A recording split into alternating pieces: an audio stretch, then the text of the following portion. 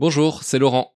Dans cette vidéo, je vais essayer de vous montrer et de vous faire sentir à quel point la traduction française de Final Fantasy VIII transforme la perception qu'on a du personnage principal, donc du protagoniste, Squall, Lionheart, Leonard, Cœur de Lion.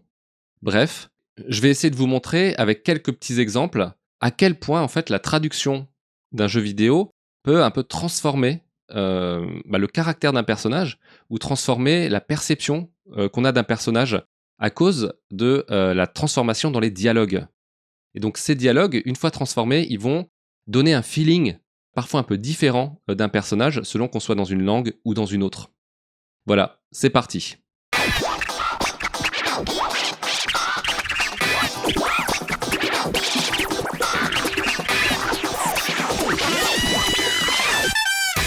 Je vais commencer par vous donner la version française de 3 passages du jeu. On commence.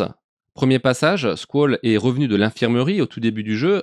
Il est dans la salle de classe et à la fin du cours, en fait, il a un petit entretien avec Kistis, sa professeure principale, qui lui demande s'il est déjà allé dans la mine de soufre, donc qui se trouve non loin de l'université.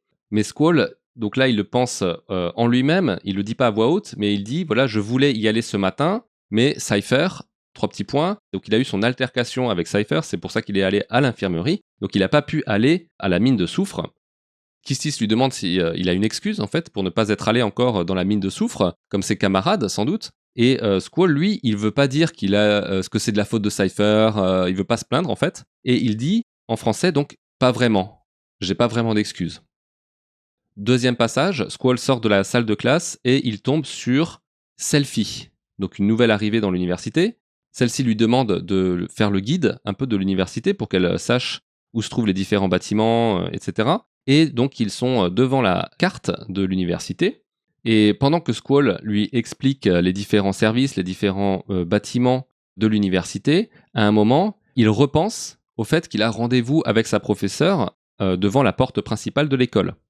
Donc il se dit en lui-même, au fait, je dois retrouver la prof Kistis à l'entrée principale. Et donc là, comme il s'est arrêté dans son explication, Selphie est un peu étonnée et elle lui demande qu'est-ce qu'il y a. Et là, Squall répond non, rien. En fait, il pensait à autre chose, mais ça ne concerne pas la conversation qu'ils ont tous les deux. Il n'a rien de spécial à lui rapporter, à lui communiquer.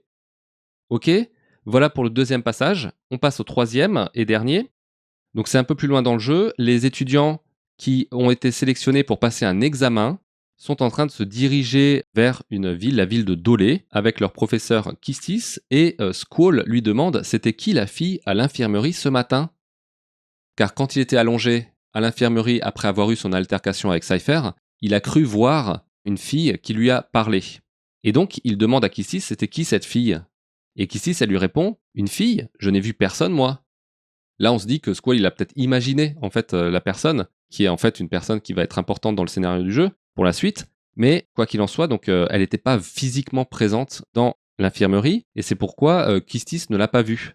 Elle continue, elle lui pose la question, mais alors pourquoi me demandes-tu ça? Et là, Squall lui répond pour rien. Donc il n'a pas envie de lui expliquer, il n'a pas envie d'entrer dans les détails, il veut mettre fin à la conversation. Si elle ne sait pas, tant pis. Voilà, donc 3 courts passages tirés de la version française de Final Fantasy VIII. Je vous pose la question, alors, qu'est-ce qui est intéressant dans ces 3 passages? Vous allez me répondre, rien du tout.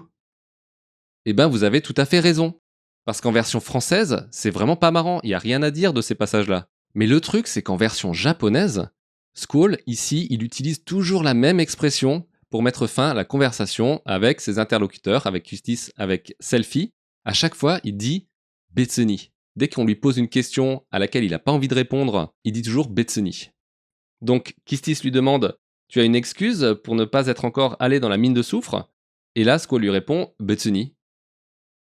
Selphie lui demande qu'est-ce qu'il y a? Squall lui répond Betsuni. Dans le troisième extrait, pareil, Kistis lui demande mais pourquoi tu me demandes s'il y avait une fille à l'infirmerie? Et Squall lui répond Betsuni. Donc ce qui se passe ici, c'est que l'expression Betsuni, elle a été à chaque fois traduite différemment selon la situation. Et il faut dire que c'est vrai que c'est un choix qui s'impose pratiquement en français, puisqu'on n'a pas la même expression qui est applicable ou utilisable dans tous les cas. Dans tous ces cas-là, Betsuni, si on le traduit comme ça, à vide, sans contexte, ça correspond vraiment à rien de spécial.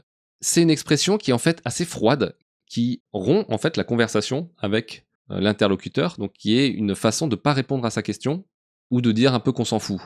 Donc c'est quand même une expression qu'il vaut mieux pas trop utiliser parce que c'est un peu impoli quand même de dire Betsuni. Donc c'est un peu comme quand en français on va dire tu as une préférence, qu'est-ce que tu veux manger à midi?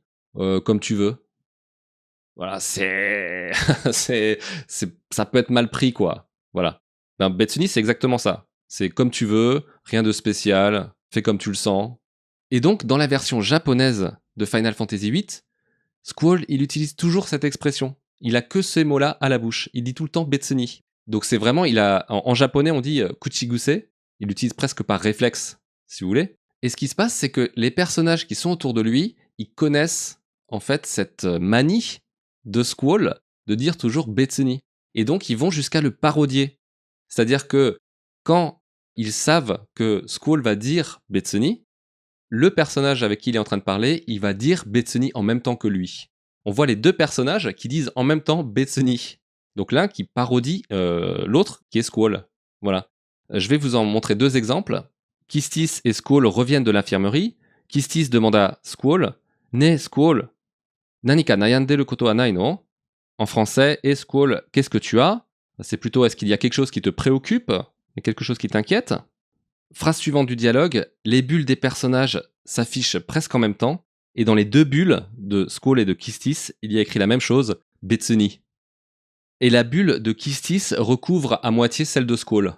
Et donc là, on comprend que Kistis, elle sait d'avance que Squall va répondre Betsuni pour mettre fin à la conversation, pour ne pas parler de ce qui l'inquiète, de ce qui le préoccupe, et donc elle dit la même chose que lui, pour lui montrer que, voilà, elle sait que monsieur ne va pas vouloir en parler davantage. En version française, dans les deux bulles, il y a des textes différents.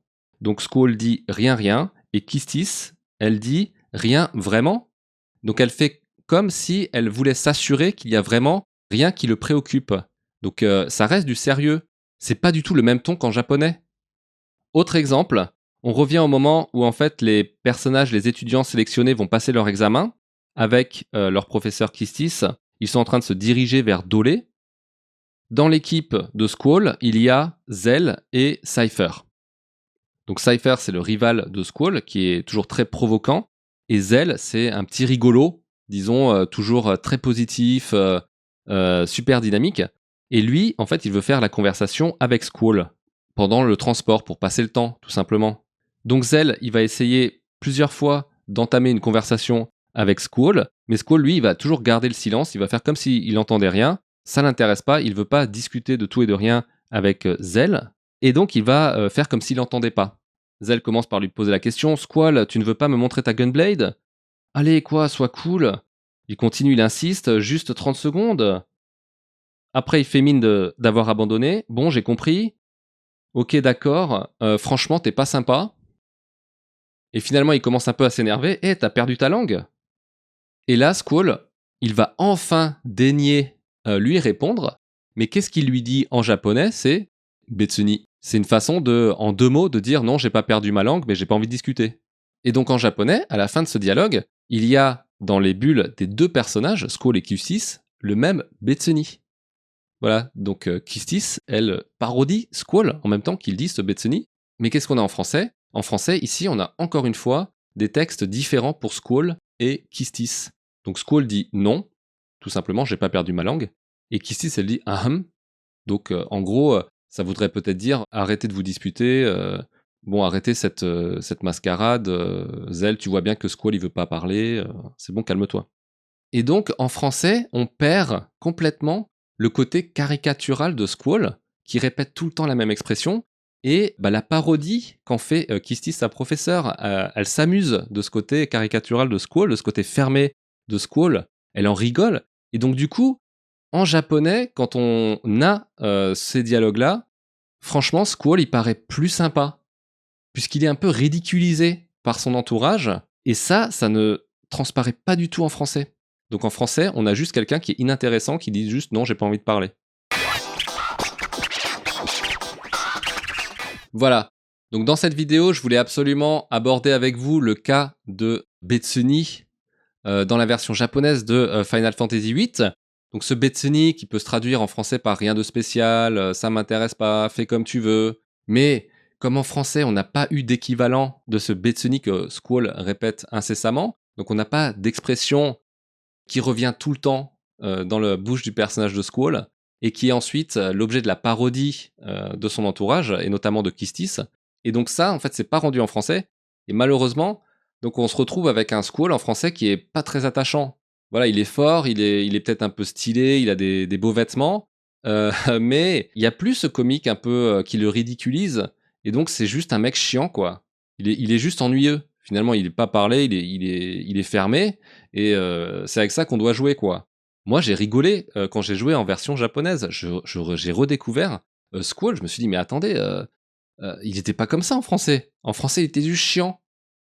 Alors que là, le mec, il dit toujours la même expression, et donc même nous, en tant que joueurs, on sait quand est-ce qu'il va le dire. On va dire, c'est pas possible, arrête, quoi. Arrête de dire toujours la même chose. Réponds à ton interlocuteur, bon sang. Et en même temps, il se fait ridiculiser et parodier par sa prof. Donc en fait, voilà, on partage un peu le regard de Kistis, finalement, qui ridiculise un peu ce personnage. Et donc on a dans les mains un personnage donc qui est à la fois fort, stylé, mais en même temps qu'on sait qu'il est un peu ridiculisé, il est un peu trop fermé, quoi. Et donc, encore une fois, c'est pour dire à quel point la traduction, la localisation, c'est important pour saisir finalement l'œuvre, tous les détails d'une œuvre. Donc pas seulement le sens de l'histoire, etc., comment dire, la construction du monde et tout, mais aussi vraiment les relations entre les personnages. Voilà, c'est vraiment hyper important, en fait, la localisation et la traduction assez fidèle, si possible, d'un jeu. Voilà, c'est tout pour cette fois. À bientôt.